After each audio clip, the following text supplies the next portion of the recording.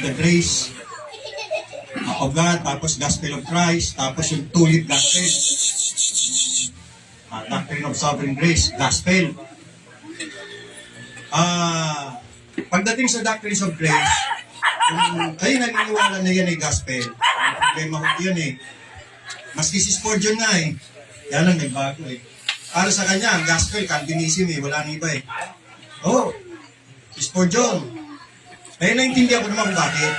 Kasi nga puro gospel nga eh. Yung doctrines of grace, gospel eh. It's about the grace, the gospel of the grace.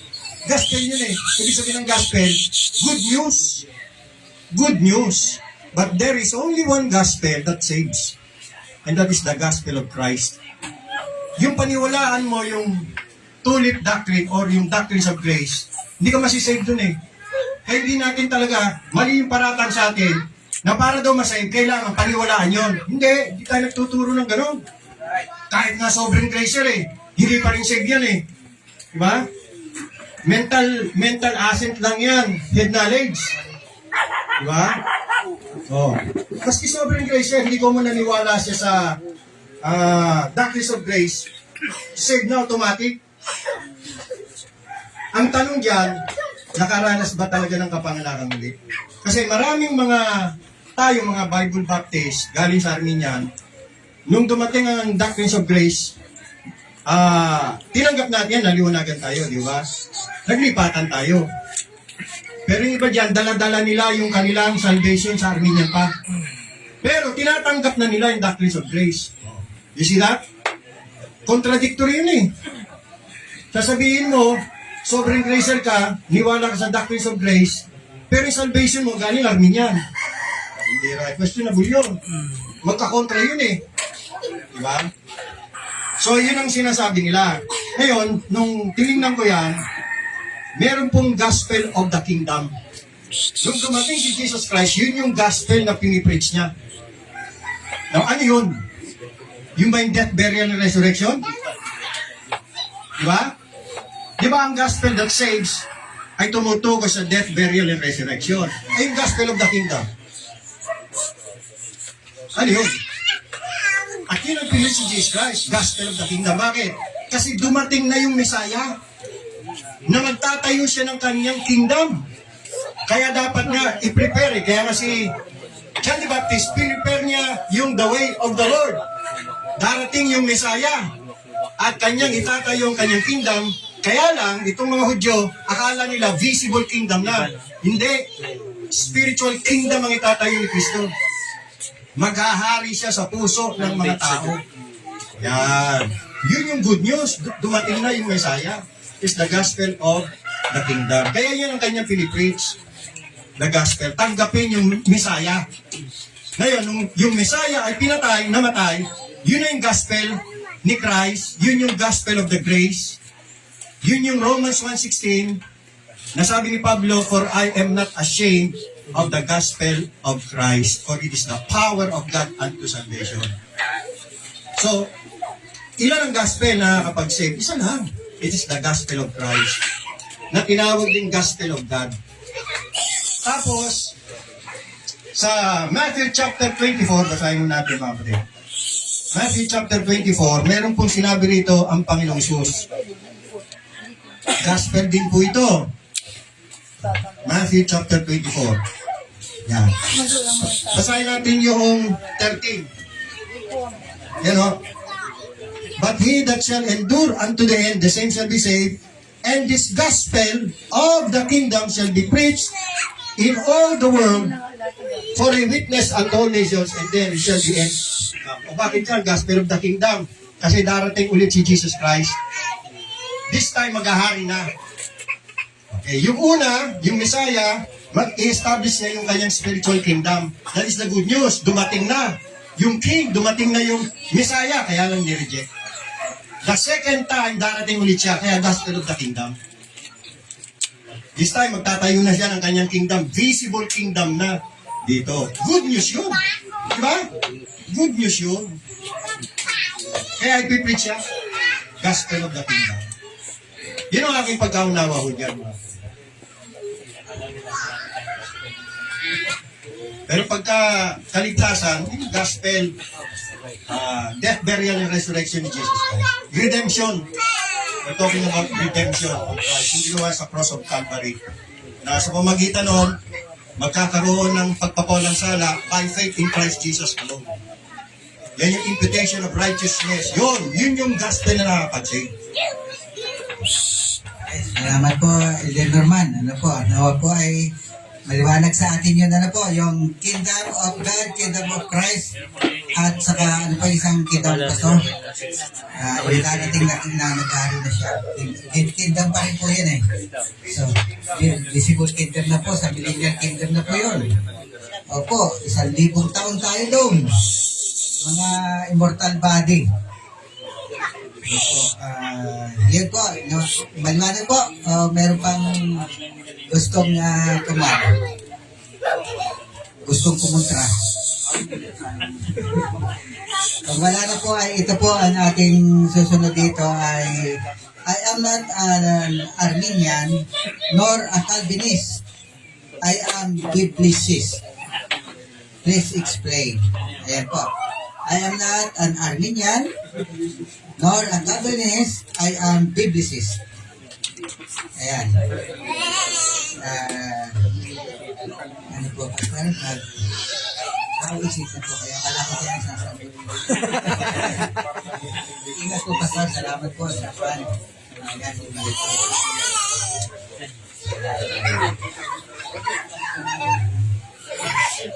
Ingat po, Pastor. Sa dahan-dahan lang po. May bisod po. Mga senior po natin.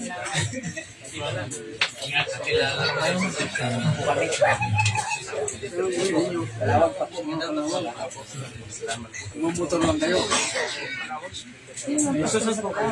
Kalawag kiso. Ganun na pa yung tour. Dati ang pastor niya.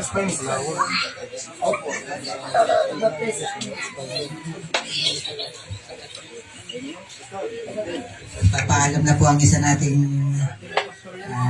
ating pong kamanggagawa sa Panginoon. Ano po?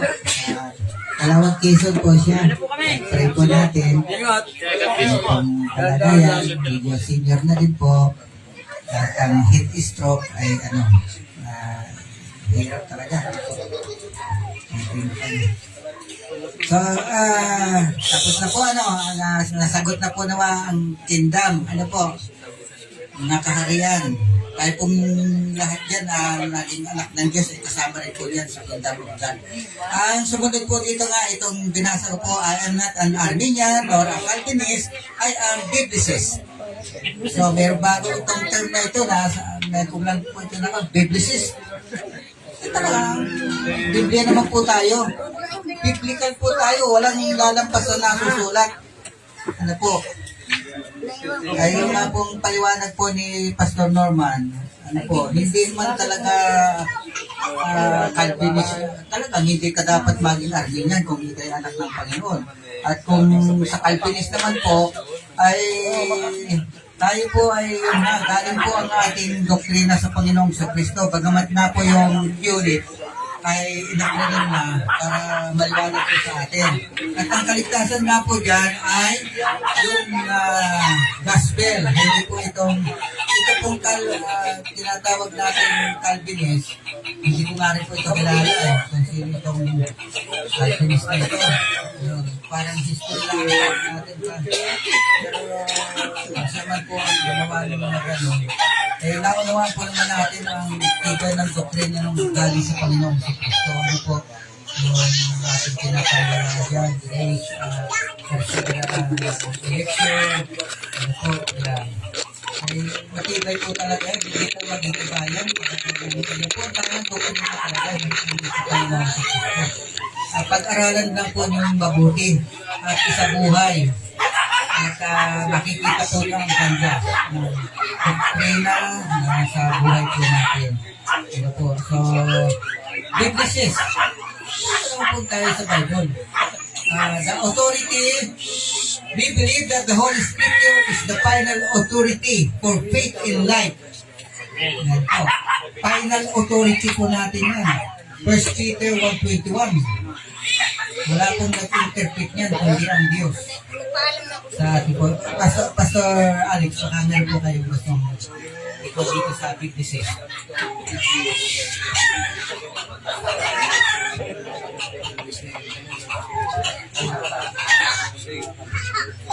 Alam niyo po, kaya rin sinasabi yung Biblis, ayaw naman masabing Armenian, ayaw naman masabing Calvinist. Miski naman kami, ayaw naman namin. It's so happen lang na yung doktrina natin sa kani Calvin, kapag sa election, hindi. Para di ganito, yung ibang katoliko, lalo ng katoliko ng araw, naniniwala yung sa Trinity. Si Augustine, Trinity po ang paniniwala niya. Hindi pare, tayo ba Catholic? O mukha pareho ang paniniwala? As long na ang paniniwala ay nasa Bible, proven sa Bible, at ay ipag-explain na lang natin bakit hindi tayo Calvinist sa kabila ng kapareho ang paniniwala. I-explain natin. Pero hindi tayo makakatakas dyan. Alam mo, kapatid kung bakit? Halimbawa, depravity. Dalawa lang ang tayo dyan. Isang total, na yan ang tinayuan ng Baptist, na tinayuan din ni Calvin, total depravity, at partial, na tinayuan ni James Arminius. Walang middle ground dyan. Kung sasabihin yung Biblicist ka, hindi ka Calvinist, hindi ka Arminian, alin ka sa total depravity? Total or partial? Ano ka? Di ba? Hindi ka makakawala dyan. Dalawa naman yan eh. Election. Conditional, unconditional. Unconditional election, yan ang tayo ng Baptist. Noong araw pa. Nanong lumitaw si Calvin, yan din ang pinaniwalaan niya. Tapos lumitaw si Arminius, conditional election. Dalawa lang yan eh. Conditional or unconditional. O sasabi mo, Biblicist ka. Hindi ka Arminian, hindi ka Calvinist. Alin ka? Conditional, unconditional. Wala kang tayo pagka gano'n. Isa ang masasabi ko dyan, baka hindi mo masyado na pag-aaralan, kaya sila madaling sabihin yung Biblicist. Pero pag pinag-aralan mo yan, hindi ka makakatakas na dalawa lang yan eh. Atonement. Limited, unlimited. Or general atonement.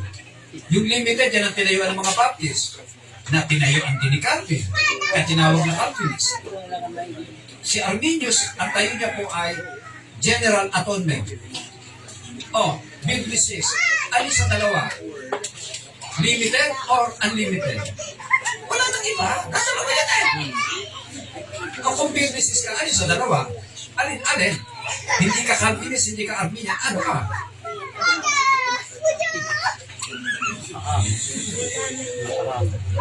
Pag sinabi natin Biblicist, yung tama sa Bible, kahit na makapareho ni Calvin.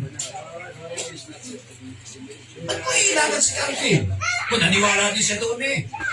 It so happen lang, naging popular siya eh.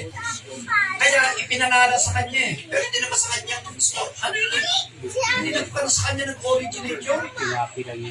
Baka hindi nyo alam, mga kapatid, ang asawa ni John Calvin, ay hindi ko alam.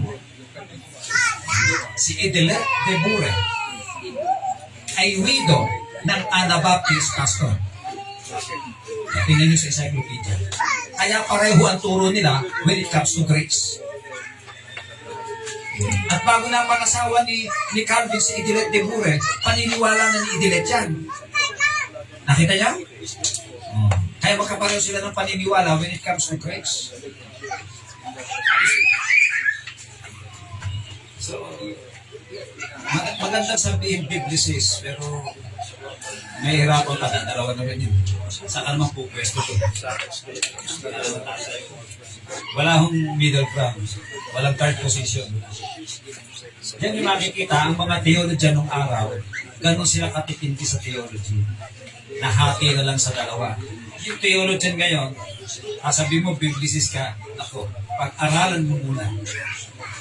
Baka hindi mo pa napag-aaralan.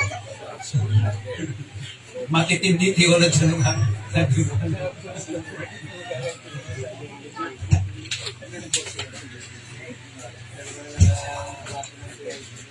Yun po, ang bagamat magkapareho nga po, tama naman talaga kay Calvin, ay di pagkatayuan talaga natin yung kay Elder Alex, yung walang middle ground, laging sa kabila o dito, kaliwat kanan, pag kaliwa, yun yun, pag kanan, langit. Langit, ito po ba, yung go, sige po, ingat po, kapatid, sa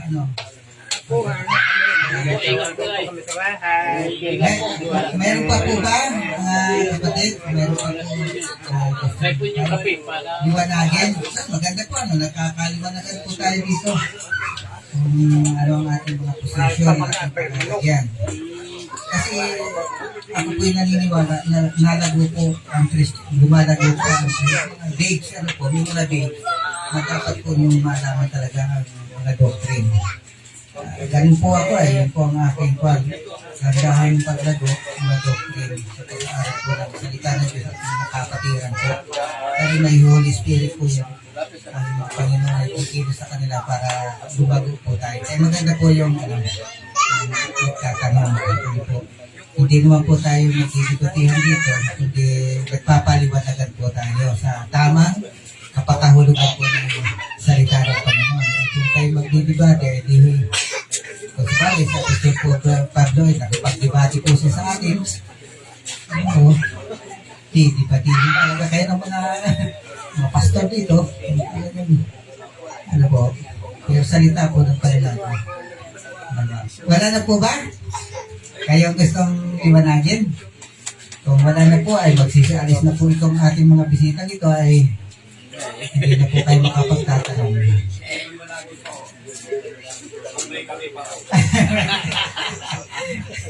Atin po yung tatanong.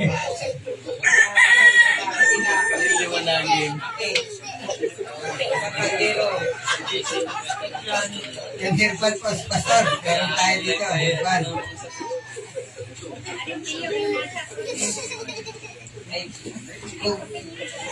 Kung may sakit siya sa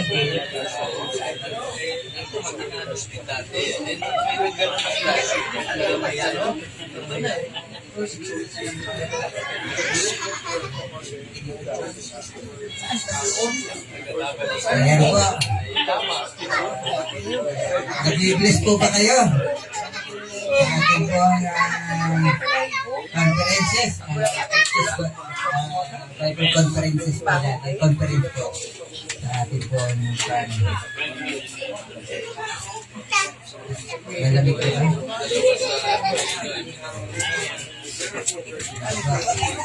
Sa mga kwan po ng church, regulasyon po ng simbahan, mga deacons, palagay na deacons, ng pastor, ng teachers. Diba, pastor, pwede po ba ako man ang magkakaroon ng ating kaliwanagan, pastor? Tungkol po sa evangelist pala. Evangelist, nabanggit po yan pwede po ba tayo magkaroon ng evangelist ngayon sa loob ng ating church? Evangelist?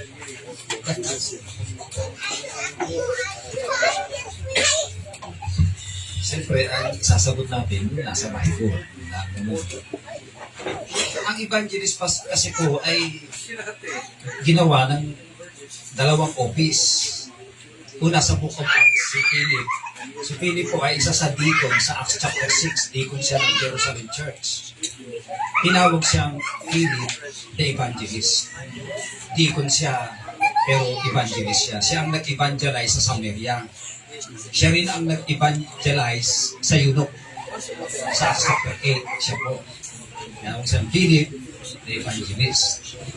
May isa pa po, si Timothy, sa 2 Timothy chapter 4, verse 5, sabi ni Paul sa kanya, do the work of an evangelist.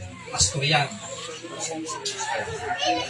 So, evangelist ay nagagawa ng dalawang office.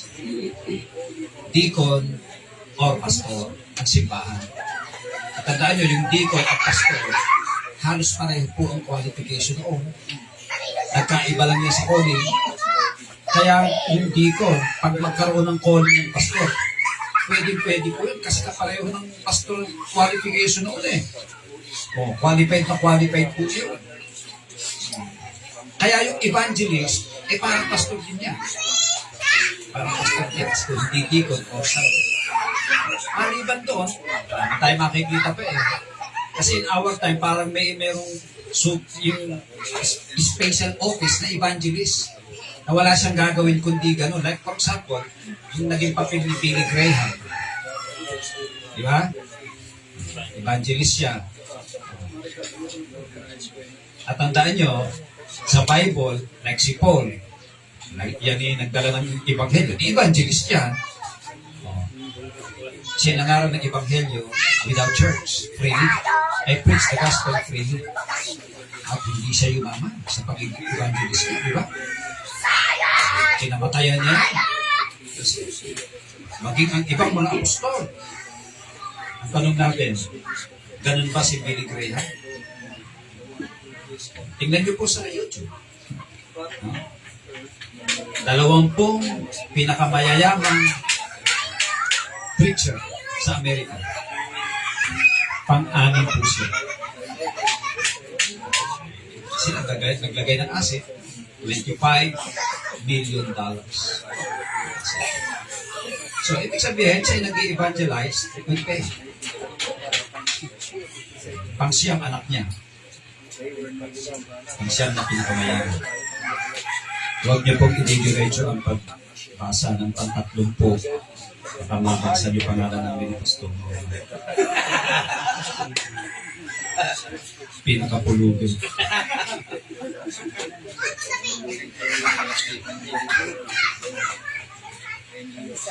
Nakita po natin. Ito sa Bible eh. In our modern times, na-evangelist sa yayaman. So ayan po, diniliwanag po natin. Kaya ang evangelist, wala na tayong ganong office kasi nagagawa ng either deacon or pastor. Maliwanag sa Bible. At pag deacon at pastor, ma-authorize by the church yan. Maliwanag na maliwanag siya. Salamat po, Pastor. Panagan po ako dyan. Talagang yung pastor at saka deacon, pwedeng evangelist. You So si Philip the evangelist na po, Pastor. Pwede kang Pastor Timothy, evangelist. So, pwede pong lalabas, mangangari po yung pastor sa labas. Preach the word. Pastor din siya. Ano po?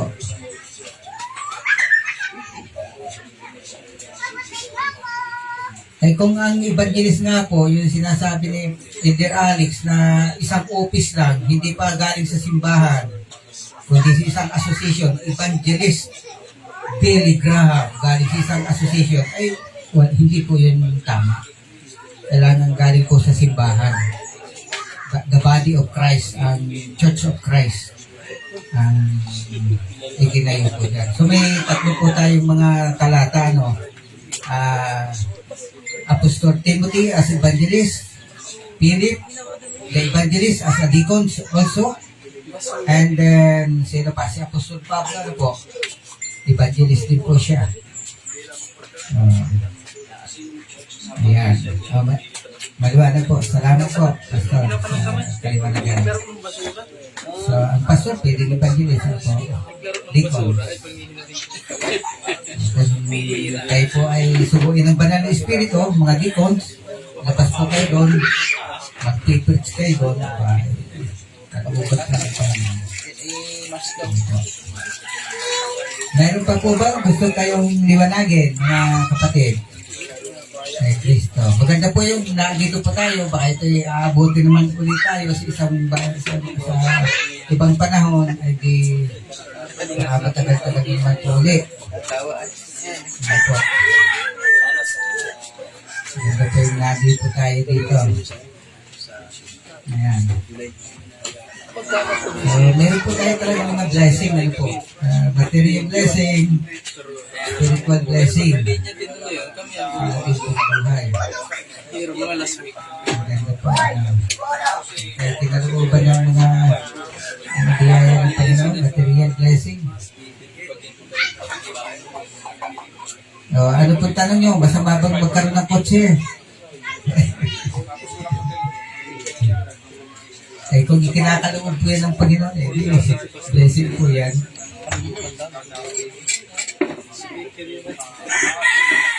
Kung wala na po, ay mag-closing prayer po tayo. Payag na po ba kayo? Kung may tatanong pa kayo.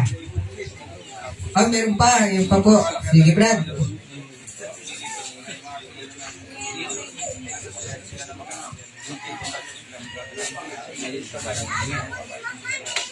Ito po ang tanong natin.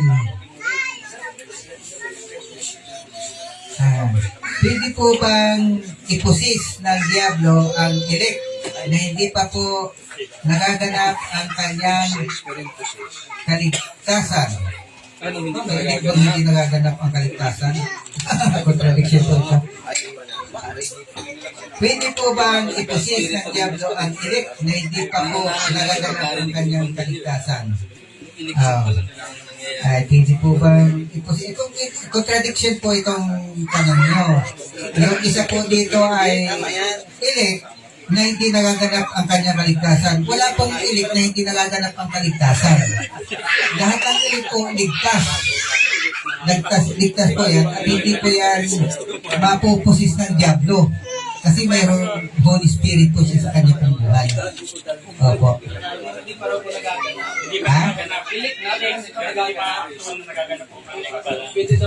Hindi pa po nagaganap ang kanyang kaligtasan. Ay, maliligtas po talaga ito. Oo. At hindi siya mapupusis. Magaganap po talaga yung kanyang kaligtasan. At yung pong mapusis siya, hindi po siya kayang posisin ng Diablo. Kasi mayroong Holy Spirit po siya sa buhay niya. So, magaganap, yung hindi pa nagaganap, magaganap po yan, yung elite, magaganap. At hindi siya pwedeng mapusis ng Diablo. Opo. Kasi yung po nga salvation ay makakapakinig muna po ng Ebanghelyo. Pero elite na siya. Hindi po siya mapupusis dahil talagang ililigtas siya ng Panginoon. Meron po ba sa Bible na na-elect na napusis? Meron po niyan, si Mary Magdalene. Elect po ba yun? Yung Gadareno? O si? Yun. Speeding mo, kasi wala pa yung spirit. Paliwanag po ba sa akin po yun?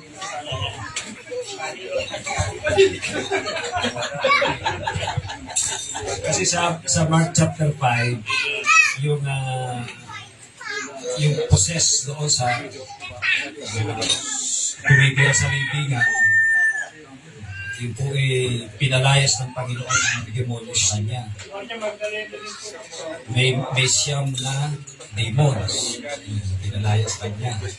So, yun po ay, bago ang salvation, ay possess. Pero noong nasave na, hindi na mapupossess. Galing sa possession, at siya po ay nasave. At pinalayas ng Panginoon, hindi na po nangyayari.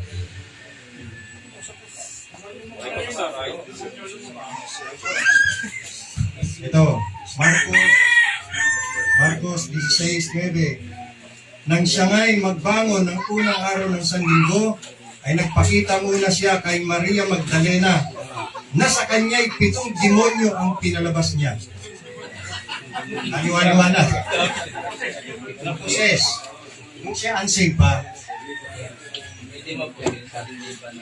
hindi exempted eh. Pero pagkatapos niyan, ay hindi na. Hindi na. Dahil nasa kanya na si Kristo eh. Hindi katulad ni Judas, pumasok si Satanas. Satan possessed yun. Liwanag yun, si Judas talagang hindi elect. Si Maria Magdalena kahit na possess. Hindi. Pagkatapos siya, hindi na mapopossess niya. So, yun po ang sagot. Pwede po ba iposis ng Diablo ang elect na hindi pa na gaganap ang kanyang kaligtasan? Ang sagot po ay pwede. Pero sa akin po, sinasabi ko nga, elect na siya. Eh, hindi siya mapoposis. Elect na po eh. Ligtas na yun. Kaya hindi ko pala ang paliwanag. Pwede kung hindi pa siya tayo. At pag naligtas na siya,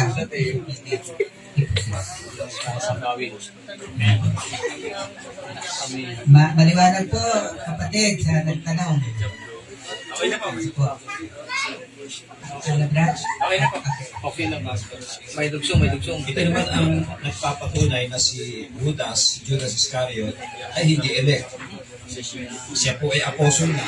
Sabi sa John 13:27, and after the Sabbath, Satan entered. Pumasok. Si Satanas mismo pumasok sa kanya. Into him. Then said Jesus unto him, that thou doest, do quickly. Pinagmamadali pa. So, hindi po elect yan kasi pumasok. At kung mahal siya ng Panginoon, aba hindi papayagan ng Panginoon yun, mahal siya. Ngayon, kung papayag, kung ililigtas naman siya ng Panginoon, sino fulfill ng Scripture? That the Scripture may be fulfilled. Ay, salamat, siya na lang ang fulfill. Ay, baka ako makafulfill na. No? O si Pastor Orle. Kung hindi pinulfill ni Judas yun. Baka si Pastor Sapira. May isa na lang, tapos na wala nang fulfill. Satan, si Satanas mismo. Kaya siya po ay Satan possess.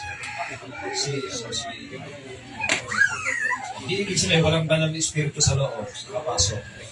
Pumasok mismo, walang Holy Spirit. Kasi doon nakakapasok. Ano po kasi, si Peter po, obsessed. Sa labas po yan. Hinihingi ka sa akin ni Satanas upang maliglig kanyang parang trigo. Ang kaibahan ni Peter kay Judas, sabi ng Panginoon kay Peter, but I have prayed for thee. Hinilangin mo na. That your faith fail not. Siya babalik. When thou art converted, yun, strengthen thy brethren. Ang possession ni Peter sa labas, yung Judas. may nakakilala sa kanya. Hindi tayo kasama nila. Kasama ka niya, di ba? Yung sa labas, ininay mo. Hindi, oh. Yung pangatlo, with an oath, hindi, kasama ka. Hindi, pex mo, hindi. Yun ang inakaibahan ng obsess sa labas yun. Possess sa loob yun. Yun po si Judas Iscariot. Si Peter said, si Judas hindi. Hindi pinanalangin ng Panginoon si Judas, si Peter, pinanalangin siya.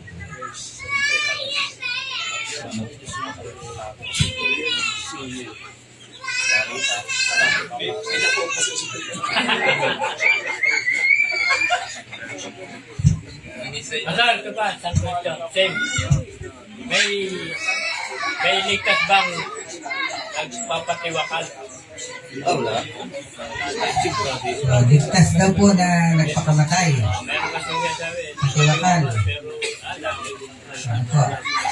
Kung biblical support natin dyan. Ay si Judas po ay hindi ligtas yun. Nagpatiwakal po eh, di ba? Isa pa, 10 utos ng Diyos kasama din yung mamatay. Hindi po siya ligtas dun. So hindi po yung kung nagpapatiwakal niyan ay hindi ligtas. Opo. Nagbibigti. Yung pinaglalaso,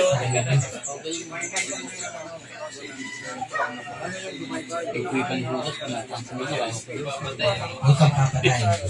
Ipinatay mo ang sarili. Parang kay Saul.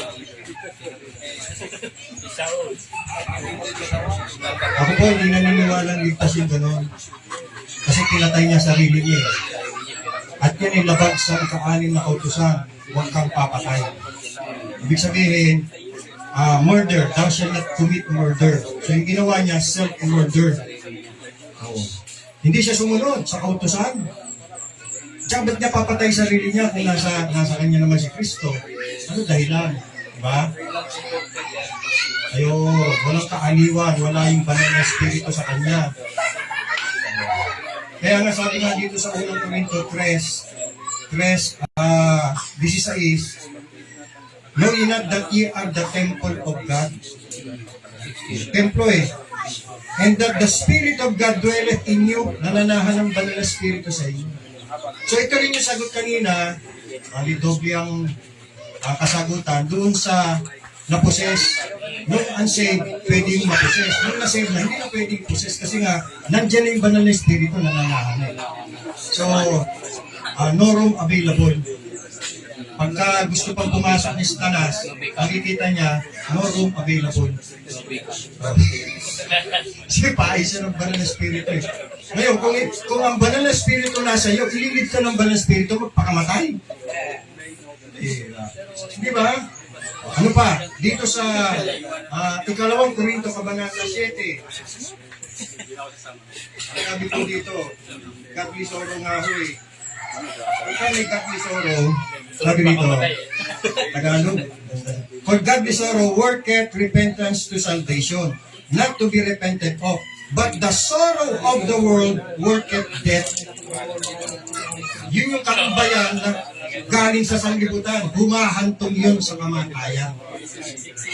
Dapat, kung meron siyang kalungkutan o mga kasalanan na nagawa, ang tunay na pagsisisi, hahantong sa kaligtasan. Yun. Kaya nga godly, ito yung kalumbayan na galing sa Diyos, kaloob ng Diyos. Mauuwi yun sa kaligtasan. Hindi ho yun mauuwi sa kamatayan. Kaya yung repentance ni Judas, nauwi sa kamatayan. Yun yung tinatawag na sorrow of the world. Pinatay na sarili niya. Kaya maliwanag, hindi talaga siya. Worldly sorrow yun. Nauwi sa kamatayan, magpapakamatay.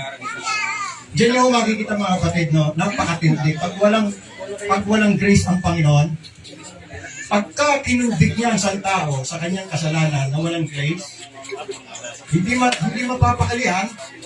Tulad ni Judas, hindi siya mapakali. Talagang sinisi niya sarili niya. Nagsisi talaga siya. Kaya lang yung pagsisisi niya, hindi galing sa Diyos. Hindi godly sorrow, but sorrow of the world. Kaya siya nagpakamatay. Hindi talaga umabot yung saving grace sa kanya. Wala talaga. Hindi talaga siya ordained na maligtas.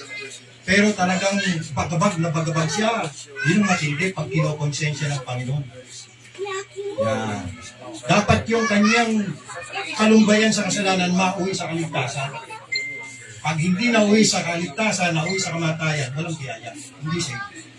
Pwede rin palang mangyari kay Peter yun. Yes, kay Peter. Kung hindi lang ligtas. Kaya lang sa kanya godly sorrow. Hindi worldly sorrow. Pwede mangyari yun. Hindi right. Tinilay niya kanyang Panginoon. Bigat nga yun. He wept bitterly. Kaya lang, pinanalangin siya ng Panginoon. Yun ang nag-save kay Peter. Talagang elect talagang may preservation. Dahil kung wala yun, magpakamasay dahil si Pedro na hindi niya matanggap yung ginawa niya sa Panginoon. Eh, matindi talaga. Kaya nakakatakot pag gumawa ng kasalanan sa Panginoon eh. Pag ikaw ay binagabag niyan, tapos wala ng grace sa'yo, mapapatay mo sarili mo. Sa pente. Ganun. Pero ba, ano masasabi natin yung gumagawa ng madalas yan sa mga mercy killing, sinasabi nila. Wala na to. Nag-uubos na lang to ng pera sa patayin na natin. No? Diba? Minsan nag-uusap pa yung Panginoon. Anong doon? anong ano ba, kasalanan? Kasalanan ba yun? Di ba, meron isang pasyente na naging, ano na lang, ano sa oras na, pagkagulat na, kaya Tingin ko dyan, huwag naman yung pinatay. Tinuro ka ng pamparin. Ang kalimitan dyan, yung life support niya, yung machine na lang ang bumubuhay sa kanya. At pag tinanggap niya, patay na yun. Yun lang naman ang bumubuhay doon. Sa mga ganung pagkakataon, wala na talaga yun. Kaya na nga lang nahinga, gawa nga ng machine. Talagang, hindi yan masasabing mother.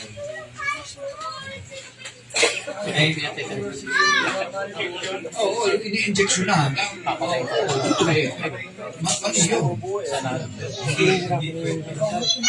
Pero, kasi kaya lang ang nahinga na gawa nga ng yung mga ganun mga printed na yun eh.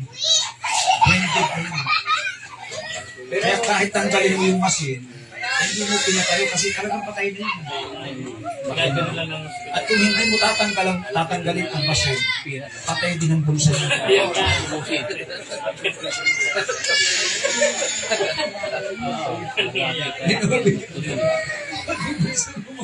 titik mo yung Naglaro patay.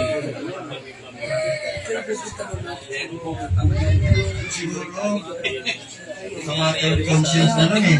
Di ba? Kasi nangyari din yan sa aking father-in-law. Nabubuhay lang siya doon sa aparato. Eh, wala na talaga. Oo, humihinga pa siya dahil doon sa aparato. Sabi sa amin ng doktor, iuwi nyo na. Iuwi nyo na. Kaso pag inuwi namin yon, eh talagang panunurin namin. Hindi sa mamatay. Makakaya ba ng konsensya yun? Talagang pag tinanggal yung aparato, mamamatay talaga siya. Kaso nga, yung konsensya, decision niya. Problema yun. panurin mo. Ano? Paano yun? Kaya, hindi matanggap ng pamilya na yan na kahit patay na ang bulsa. Pero in case na gawin yun, wala nang ano. Nasa ano na yun eh, pero hindi mercy killing. Kasi nga nag-decide yung pamilya, kaya it's a matter of conscience. Kung kaya nila yung gano'n, panurin nila habang naghihinga. Namatay. Hinayaan na lang, kaya namatay din siya. Namatay din. Natural talaga. Dumating na yung time na talagang appointed time niya na. Di bali nang patay yung bulsa. Huwag lang silang maano ng kanilang dughi ng pinabayaan. Hanggang sa kahuli-huli ang hininga, ginawan pa rin ang paraan. Para pagkatapos nun, hindi sila sunutin ang kanilang budhi. Pero yung mismo voluntary talaga yung talagang sasadyain, murder yun eh. Di ba? Matapos na, pinangungunahan nila ang Diyos doon. Nasa kanila na nga yung mga kamay ang pananagutan ko. Eh meron namang tinakda eh, at time to die na eh. Hindi natin ang time. Pumatay. Kaya natin ipangulakan yung kanyang buhay. Kung makakaya ng konsensya yun. Yun yung sa practical eh.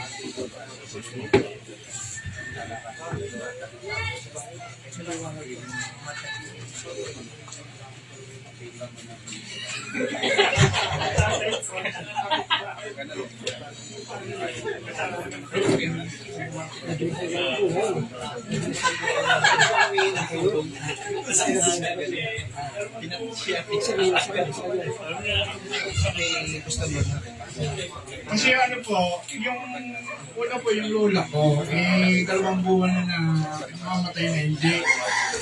Hihingalo na. Naturuan ako, sabi ko, kuha ang tali ng bakod, gato, kainumin mo. Ang ginawa ko, sunod nga ako, kumuha kong tali ng bakod ng gato, pinainom ko doon sa lula ko, kinabukasan patay na. Kaya inimos ko ang panahon, dinagdag ng inimos. Yun naman tatay ko. Tagal din namin nag-aalakay kasi Tinawag ka na naman. nagulang na yung likod niya eh. Hindi na makabangon eh. Nagulang din mo yun. Tagal namin na. Naisip ko, kaya naman ko din ang taning gato. Pinainom ko ng taning gato. Patayin. Ay na pala, pinainom ng ina ko. Kinabukasan patay din.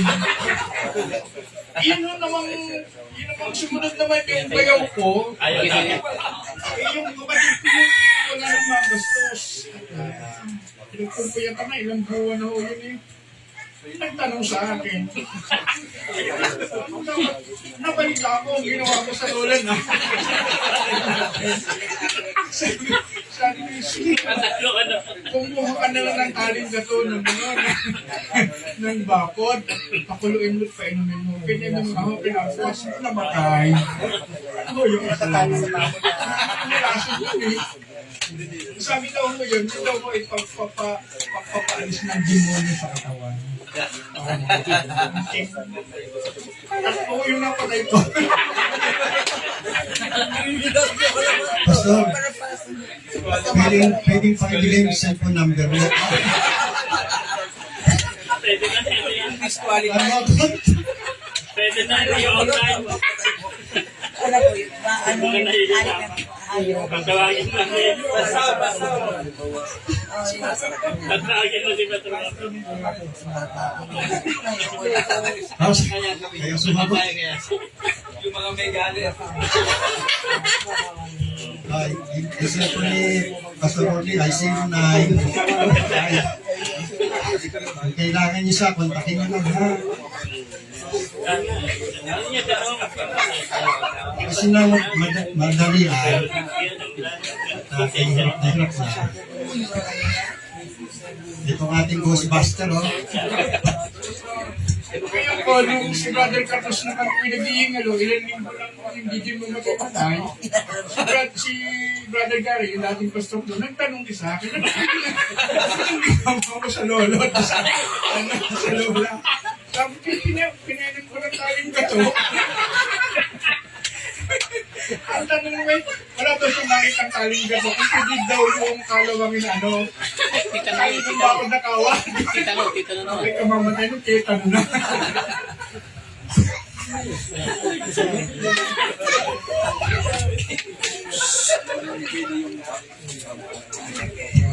Siguro po yun eh. no? Comment ako.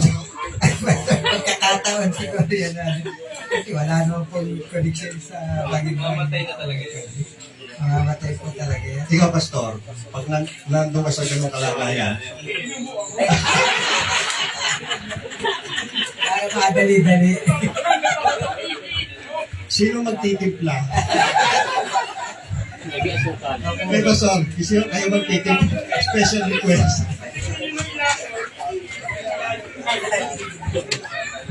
Hindi yung laso, eh, bakit nagtigok?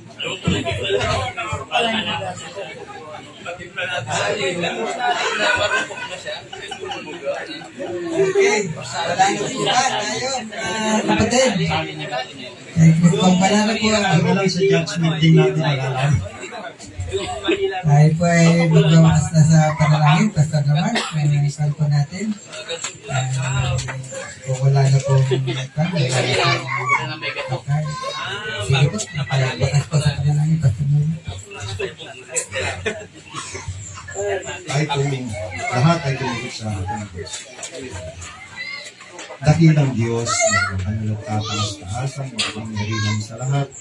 Luwalhati, karangalan at kapurihan ang aming naghaday sa inyo sa matagumpay na Bible Conference. Salamat sa mga mensahe na muli niyo pong itinahayag sa amin, ang tibay ng kaliwanagan, tibay ng aming mga pananampalataya, upang kami po ay magpatuloy sa mga aral ng aming Panginoon Kristo at kami susunod sa kanyang mga utos. Dalangin po namin, O Diyos, na itong mga aralin na itinagtalog-nipot, tinahayag sa amin ay aming iingatan, ipamumuhay, upang kami mamuhay sa katwiran, kabanalan at katotohanan. Pakasakdalin niyo po niyo po ang aming mga buhay sa pamamagitan ng iyong salita na katotohanan. Salamat po sa ganitong fellowship, sa ganitong conference. Salamat at pinagpala po ninyo at nakarating yung pong mga inibitahan po namin mga panauhin. Salamat po at sila na bless sa fellowship. Salamat po kay Elder Manny Satira at ang Iglesia sa lugar na ito, sa kanilang pag-host. Dalangin po namin, Panginoon, na patuloy silang pagpalain, magsilago sa kalam at biyaya ng Panginoon Kristo, lumago sa pag-ibig sa inyo at sa mga kapatiran, lumago sa pananampalataya, lumago sa pagtitiis, lumago sa paggawa ng kabutihan. Gamitin niyo po sila, Panginoong Diyos, sa lugar na ito, na patuloy nilang ipahayag ang katotohanan at ang liwanag ng Ebanghelyo ng Panginoong Kristo. Naway kaligtan niyo na meron pang mga kaluluwang maliligtas sa lugar na ito at mapabilang sa Iglesia ng Panginoong Jesus hanggang sa ang Panginoong Kristo ay bumalik. Pagkalog niyo po ang kanilang pangangailangan, lagi silang isistina, Panginoong Diyos, bigyan pa ng kalakasan at kalusugan ng pangangakawan. Pagpalain niyo po ang inyong mga anak sa lugar na ito. Patuloy silang i-preserve, Panginoong Diyos, sa kadalisayan ng doktrina at ng pamumuhay. Sa amin pong pag-ihiwa-hiwalay, ingatan niyo po kami, Panginoong Diyos, makarating kami sa aming mga tahanan ng ligtas, matiwasay at maligaya. Dalangin po namin na patuloy ng gagabayan ng aming mga buhay. Ingatan niyo po kami na huwag magkasala laban sa inyo. I-preserve niyo po kami, Panginoong Diyos, sa kasakdalan. At gamitin niyo po kami, Panginoong Diyos, sa anumang kaparaan ng nais niyo. Kahit sa maliit na bagay, gawin niyo po ang kapakipakinabang at kagamit-gamit ang aming mga buhay. Pagpalain niyo po ang mga kapatiran, ang mga iglesia sa iba't ibang dako, at gayon din ang iyong mga lingkod, mga pastor na narito. Dalangin namin din ang inyong pagpapala sa kanila at yung bigyan pa ng kalakasan ng katawan na may pagpatuloy ang ministeryo at patuloy po silang bigyan ng mga open door ng pagkakataon na may pangaral ng Ebanghelyo na ituro ang mga tunay na aral ng Panginoon Jesus at ng mga apostol. Pagpalain niyo po nawa ang mga iglesia, Panginoon Diyos. Purihin kayo, luwalatin kayo, Diyos, ngayon at magpakailanman. Sa banal na pangalan ng aming Panginoon tagapagligtas na si Jesu Cristo, ito po ang aming dalangin. Amen.